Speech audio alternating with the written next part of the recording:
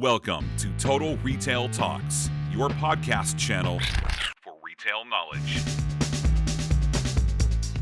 Hello, and welcome to this episode of Total Retail Talks. I'm Joe Keenan, the editor-in-chief of Total Retail. I'm joined on today's episode by David Sherwood, who is the CEO of Daniel's Jewelers. David and I are going to be speaking a little bit about the growth of Daniel's Jewelers, including its expansion of its brick and mortar footprint and some of the exciting things that are happening with the company. So I want to take the opportunity to thank you and welcome you to the show, David. Thank you for having me, Joe. I appreciate it. So to get us started, do you mind giving a brief overview of the Daniel's Jewelers business for those in the audience that might not yet be familiar with the company? Sure. We're a fast-growing but very old jewelry company. We were founded in the 1940s by my grandfather and have been growing slowly and steadily up until the mid-2000s, and then we started a more aggressive growth. And so we now have 110 stores from California to Texas, Nevada, New Mexico, and about to open up stores in Florida in just a couple of months, in fact. We are a primarily mall-based jeweler, but we have about 25% of our stores are in, big box or streetscape type locations. And we focus on a sort of a core kind of what I would call a kind of middle-class customer. We're not seeking the super high-end customer, and we cater to that customer in sort of all the markets we serve. But because the majority of our stores are in Southern California, at least that's where we started, and our growth has been across the Southwest, our largest segment of our customer from a demographic perspective is the fast-growing Hispanic customer. We've always serviced that customer well, and we continue to lean into sort of being very specific about both our merchandising and our approach to the market to make that customer feel extremely comfortable in our stores. Yeah, that's great. And we're going to talk a little bit about that approach as you try to best service that Hispanic demographic that you talked about. I wanted to follow up. I was unaware that the company was started by your grandfather. So this has really been in your blood from your whole life. So tell us a little bit about personally, your growth within the organization and your tenure at Daniel's Jewelers. Yeah, I mean, my grandfather, my story goes, golly, my grandfather worked for his great uncle back in the 1920s before he went out on his own to open his own store. This is, 1948. And then my father and my uncle joined the business in the 1960s after they finished school.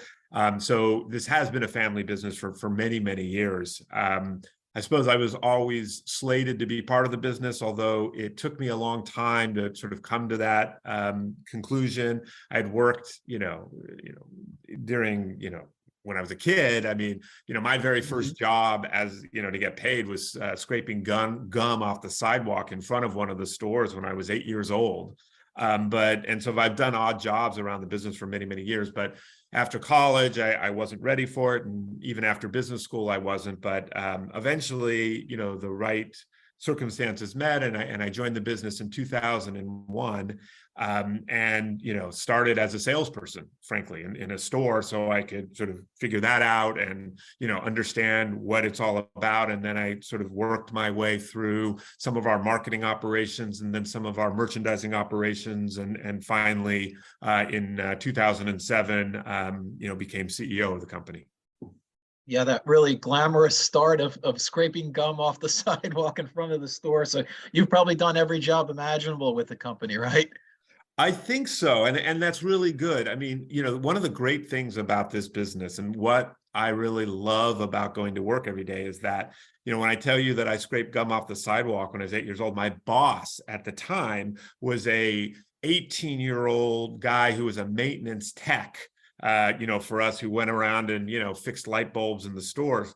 Well, fast forward today, he's my head of construction and maintenance, and one of my direct reports. But, I learned from him. And when I learned how to tag merchandise down in our vault when I was 12 years old, well, the person who taught me that, she still works with the company today. And by the way, when I came into the business as a salesperson, the district manager of that, of that store, he's still with the business today. And so I am blessed with people that have seen me grow up and have been with the business 30, 40 years that have helped us, build and grow. And so it's fun coming to work because it really is an extended family. Yeah, that culture that you seem to have built, not just you, but those that preceded you, your grandfather and the rest of the leadership team that helped kind of build that culture. That tenure speaks to, you're doing something right. If people are committing themselves and are invested in the business and are working 30, 40 years with you. So that's a great note there. I wanted to get into the fact that you, for the first time at Daniel's Jewelers, you're expanding your footprint outside of the West Coast. So you mentioned store expansion. Talk about why now do you think expanding that physical footprint makes sense for the business? Well, I mean, to be quite honest, we just ran out of real estate to go get in California. I mean, that's the honest truth. There just wasn't enough. We really like urban markets. We like to put more than one store, more than a few stores, more than a dozen stores in a particular market so that we can do marketing to the entire, metropolitan area, but also find the right locations, the right place for each manager and each associate to thrive, because every mall, every location has a slightly different customer base. And so, we just ran out of big urban population areas in California. And so that led us to, Phoenix and the Tucson markets, which were, right next door, and Las Vegas, which is kind of right next door. And then from there, following our customer, as I said, a very sort of middle-class Hispanic customer, which is kind of the core, that's about half to 2/3 of the customers that we serve. If you look where they are, well, New Mexico was a logical place, and we're in Texas and Houston and San Antonio and several markets there. And then as we looked at the next major urban market that really has our core customer, well, that led us into Florida. And so, Miami openings are, we're on the verge of those. As I said, first one will be in May, and then a few more later this year as we start to build out what we think will be a large Florida presence. So that Florida presence and a lot of probably research and work and analysis went into picking locations. Tell us a little bit about some of the data you collected and why Florida was the right spot. Obviously, that Hispanic market that you've always served well, large segment of that population in that state. But can you talk a little bit about the factors that went into choosing Florida as your next kind of footprint? Sure. I mean, you hit on a few of them, obviously. There's just a lot of data out there about, income levels and ethnicity and age, and trying to match, and as most people know, when you say the Hispanic market, for example, that's not a monolith. There's not one Hispanic market. It's made up of dozens and dozens of different subsegments. And we know from, deep analysis of which segments we really serve of that customer. And then you can basically overlay that knowledge onto the entire US, frankly, in the entire world. And the greatest sort of intersection of, kind of the segments that we serve in terms of, age and psychographics and income and ethnicity and all that are important to us, Miami and to, a great extent, but a slightly lesser extent, some of the other markets in Florida were a huge match and looked very similar to the markets that we thrive in here in California or on the West Coast in general. So as a company that was born with brick and mortar retail at the foundation, as the company has evolved and grown, and technology has evolved, how does that your e-commerce site, that digital presence, factor into future plans at Daniel's Jewelers, and how do you kind of integrate the two channels, that offline and online, to make it a seamless experience? Well, I mean, I think it's critical. I mean, and I'm not saying anything that anybody who runs a business, small or large, doesn't know.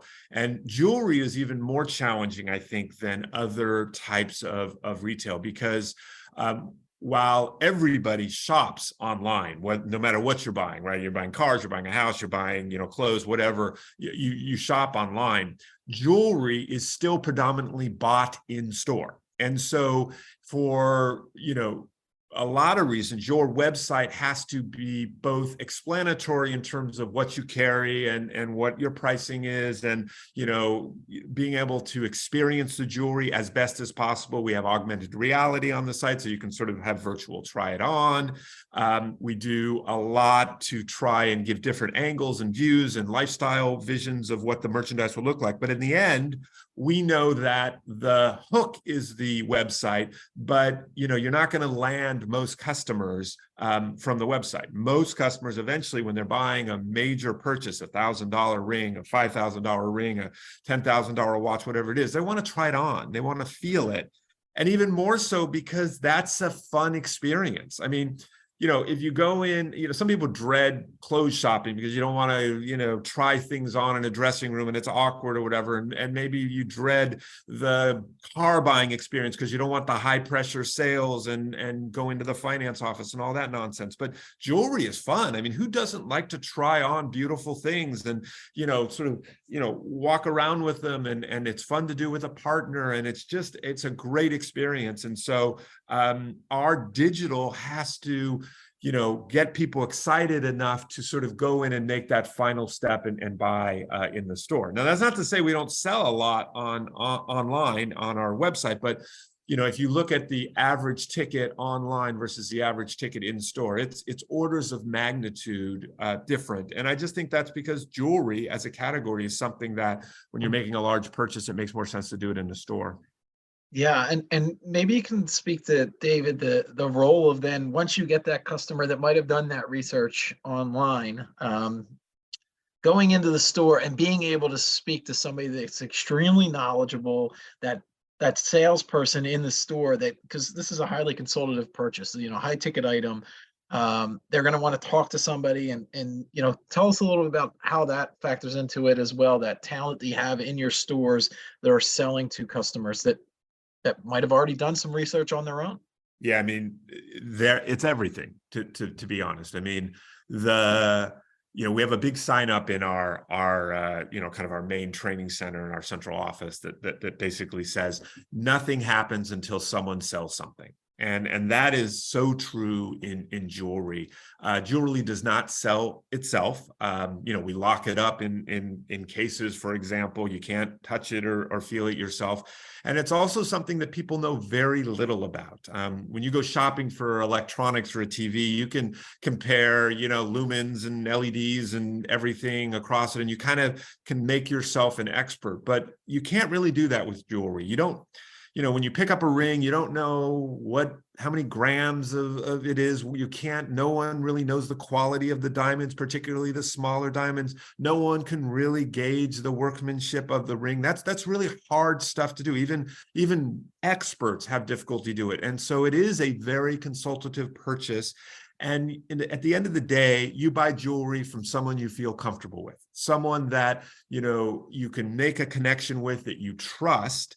That trust has to be beyond just the merchandise. It also has to be, you're trusting them with your, these are the happiest moments of people's lives when they're giving out jewelry. This is going to be an engagement or an anniversary. You're going to celebrate a quinceañera. The experience, the moment that you're going to give this jewelry is one of the most important and private moments of someone's life.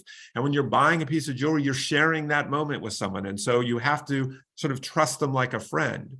And then when you add to that component that because we service a middle-class customer, we do a ton of in-store financing. So, 75% or more of the purchases in our store are financed with some sort of financing. And so the associate is not only, a friend and not only a jewelry expert, but they also have to be a sort of financial consultant to get the person the kind of credit they need to buy, what it is they want. And so it is a very intimate relationship, and one where, many of our associates and certainly our managers are invited to weddings, become part of the fabric of their customers' lives, and because they're part of the fabric of that community.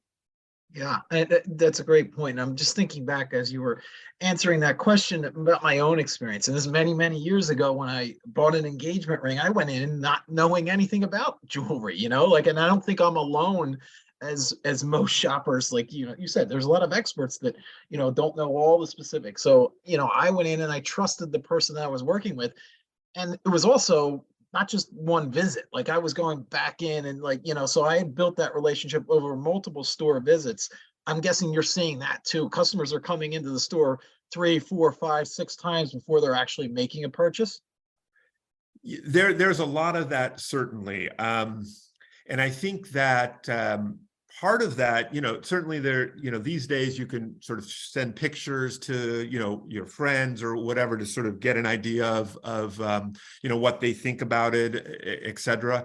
But I think what's happened more recently is that, and maybe not when you were, first buying jewelry, is that there's almost a fake notion out there that people can get really educated, right? So they learn the 4 C's, for example. And so they go to a website and they say, oh, well, I can compare this diamond to this diamond because I know these 4 C's. And so this one's cheaper, so it must be a better value. And the truth is that, I don't know if I should say this, but any diamond that's sold online, that's on a website that you can buy from a, sort of a direct, purchase, those are the ones that we rejected and wouldn't put in our stores. That's the bottom line. We get to look at every diamond before it ends up on some, in some inventory. And the ones that, are, just because they have, quote unquote, good clarity and color doesn't mean it shines, doesn't mean it's bright, doesn't mean it scintillates, doesn't mean it's got life or sparkle, and so, part of the challenge, I think, is that there is a false sense sometimes of what people are seeing. And that's why it's important to, frankly, see something in store. Now, if you're buying an inexpensive item, sure. But when you're buying a major purchase, an engagement ring, something that's going to be on your loved one's finger for the rest of their life, potentially, you want to make sure that you're seeing it and it's something that's beautiful to you and beautiful to them as well. So let's take it back to the consumer, and specifically that younger, that Gen Z, that millennial shopper. In a lot of cases for Daniel's Jewelers, that's a Hispanic consumer. Tell us what you've learned about their shopping behaviors. Well, from the Genzennials in particular, we certainly are connecting with them in ways that, obviously, we never used to, right? They're all on their phones. And so their first interaction with you as a brand is almost certainly from Instagram or some social media post or something along those lines. That's their first, interaction with you. And there are so many touch points along the way that finally lead to that purchase that maybe didn't happen before, in another time. And so because of that, you have to be consistent across all those channels, and you have to be persistent across all those channels. One thing that we've certainly noticed is that, the customer today, that this Genzennial is constantly bombarded with, pieces of information and marketing messages, everywhere they turn and everywhere they go. And you can't just expect that they're going to hear it once and keep it in their head. So you just kind of have to keep hitting them over and over again with who you are and what you stand for, so that when they do have a jewelry need, they'll, give you a try. And that's the other challenge with jewelry is it's not, you don't need to buy it every day. It's not like, going to a restaurant or coffee or something, right? You only have need for jewelry at specific times, in the year, if you're a big gift giver, or in your life, if you're just, a more traditional jewelry gift giver. And so you need to be in front of that person right at that moment when they've decided, oh, maybe I might propose to this person, or, maybe it is time to get that anniversary gift. So as you think about that and that younger, these new ways, these new digital touch points, where your consumers are being influenced by it, how does that then factor into as you think about marketing at Daniel's Jewelers, where you're spending your money, how that might influence your marketing strategy?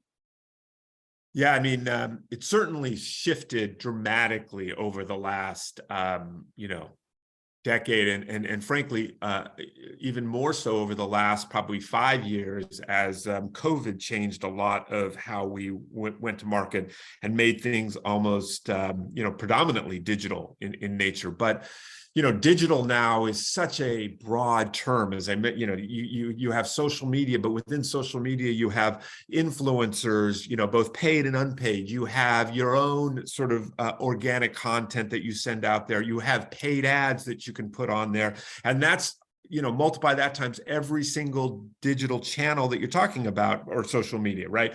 You have everything from Instagram and Facebook to TikTok, Snapchat, the list goes on. And that doesn't even include things like, just normal ads on Meta or Google. And so there's just a huge assortment, and each one of those requires a different messaging, a different set of content, a different tone. And so, what we used to do with, we used to spend huge amounts of time on our print media, right? And you would try to get the perfect piece that you would send out to everybody on your list, right? So we'd send out, 2 million catalogs to, all these people at once. Now you're sending out 25 million different pieces of content, but, there's thousands of different versions of it, and each person is consuming a slightly different slice of that content. And so you have to be very mindful of all of the various ways that you're going to touch that consumer and what they're going to see, and how to craft a story around kind of a lot of different sound bites almost. Yeah, and I think, you've spoken to this. Unlike many other verticals, jewelry, the vast majority of the purchasing activity is still taking place in a physical store. So thinking about that, how are you trying to connect the dots to identify how the customer maybe even learned about Daniel's Jewelers, what's driven them into the store? Thinking about that as you evaluate marketing spend and strategy, connecting the dot between that online to offline experience. It's very challenging. We certainly, there's all sorts of, coupon codes and other things that we can do. There's, loyalty programs, obviously, to, for customers who have already done it, made a purchase with you. But honestly, it's very hard. We've done some studies where you can get some information based on, if they, for example, if you cookied them from their phone, you can, and they're logged into a particular, website while they're traveling in your store. We have sensors and other things where we can kind of, connect the dots somewhat, but it's almost on an anonymous basis. So you don't know the individual, but you do know, gee, this customer who saw my ad on this website has, shown up in my store. You don't know the person, you just know that, you can count the number of times that has happened, and say, okay, this campaign was successful or wasn't successful based on that. And then we can also run campaigns, on a, sort of a targeted level at a store-based level. And then we can count traffic, week over week or month over month or year over year, and say, gee, this campaign generated 10% more traffic in this store, and holding the other stores constant, we can, give credit to that campaign. But it's hard. It's a lot of analytics, and there's, frankly, a lot of guesswork involved. There's no good answers. Yep, it's a moving target, like you said, and it's a continual challenge, not just for Daniel's Jewelers, but for so many different retailers as well. My last question for you, David, you mentioned, obviously, this isn't a new business, but it is a growing business at Daniel's Jewelers. So as you think about the rest of the year, you're excited about some of the new store openings that are happening in Florida. As the CEO, where are the opportunities that you're targeting, focusing on for growth, for rest of 2023 and going forward for Daniel's Jewelers? Yeah, I mean, I think that there's certainly a lot of opportunities in digital growth. We talked a lot on this podcast about the fact that jewelry is predominantly an in-store purchase, but that's still, underlying that is a long growing trend that will continue, that more and more will be purchased online. And that's just going to happen as a matter of course, and the technology is going to get better. As I said, we have augmented reality on our site today. We're going to look back at that in 5 years and just scoff at ourselves and thinking that was state-of-the-art technology. There's going to be, certainly going to be holographic and other types of technology where you literally can, feel or almost see it in live 3D, version of what merchandise is going to look like on the store, and potentially the actual piece that you're going to get, not just a photoshopped image of it, but, can we actually connect the actual merchandise that's actually sitting in our store to what you would buy? And I think that, sort of is an opportunity out there. But for the near term,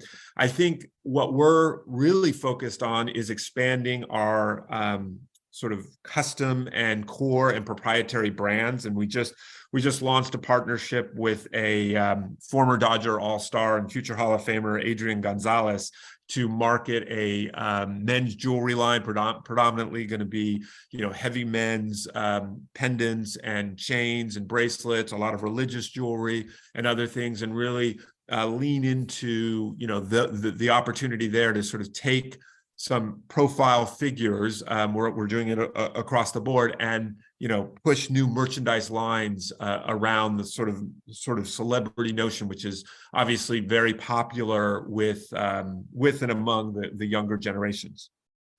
Yeah, so the product expansion, as well as the actual physical expansion that Daniel's Jewelers is experiencing in 2023. And want to take the opportunity to thank David Sherwood, the company's CEO, for joining us on this episode of Total Retail Talks and going through sort of an overview of the business, as well as some of the exciting things that are planned. So thanks for joining me, David. Thank you, Joe. And also, I just remind you, if it's been so long since you purchased that engagement ring, it's probably time to trade that in for something bigger, and we can certainly help you out. Yeah, that's great. I'm sure if my wife would be on board with that. So that's a great idea. Thanks for joining me, David. That's great. Thank you for your time, Joe. I really appreciate it.